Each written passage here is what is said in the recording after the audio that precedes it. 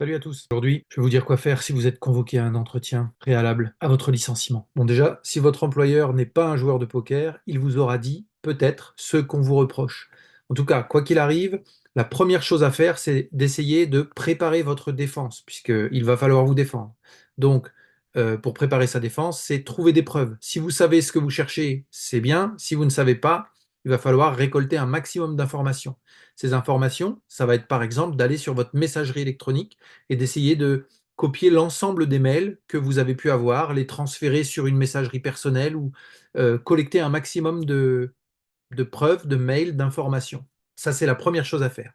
De même, n'hésitez pas à faire des copies d'agenda.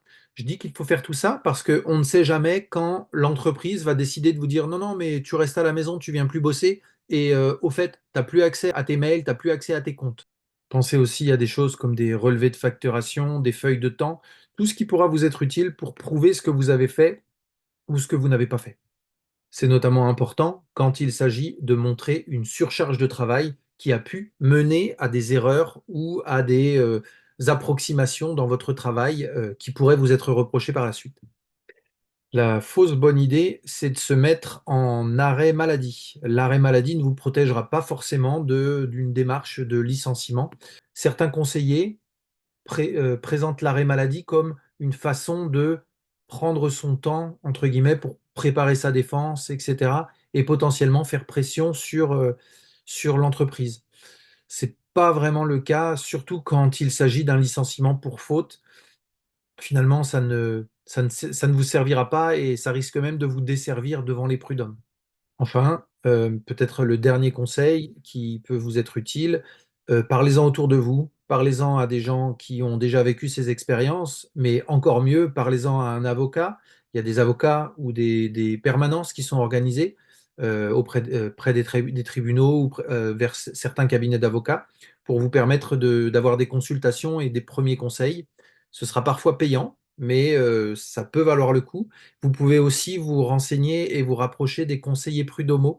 Donc, allez vers les prud'hommes. Et puis, il y a des gens qui sont susceptibles de vous aider, là encore, en vous donnant des conseils. Souvent, ce ne sont pas des professionnels du droit, ce sont plutôt des gens qui viennent du monde de l'entreprise et qui ont fait la démarche de se renseigner, de se former pour accompagner les salariés. Enfin, si dans votre entreprise, il y a un délégué du personnel ou des gens qui sont censés pouvoir représenter les salariés, c'est bien aussi de vous tourner vers eux. Dernière petite chose, attention aux RH. Certains juniors ou des personnes qui sont encore un peu candides ou naïves par rapport au monde de l'entreprise vont se dire, je vais aller voir le responsable RH, il va m'aider. Souvent, c'est le responsable RH qui est en charge de monter le dossier contre vous. Donc là, le responsable RH, a priori, il est plutôt du côté du patron et il ne va pas vous aider. Voilà, j'espère que cette vidéo vous a été utile. Si vous voulez plus de vidéos, n'hésitez pas à me mettre un petit pouce pour m'encourager, abonnez-vous à la chaîne et s'il y a des sujets que vous souhaitez voir abordés, n'hésitez pas à m'en parler dans les commentaires et j'essaierai de faire des vidéos qui répondent à vos demandes.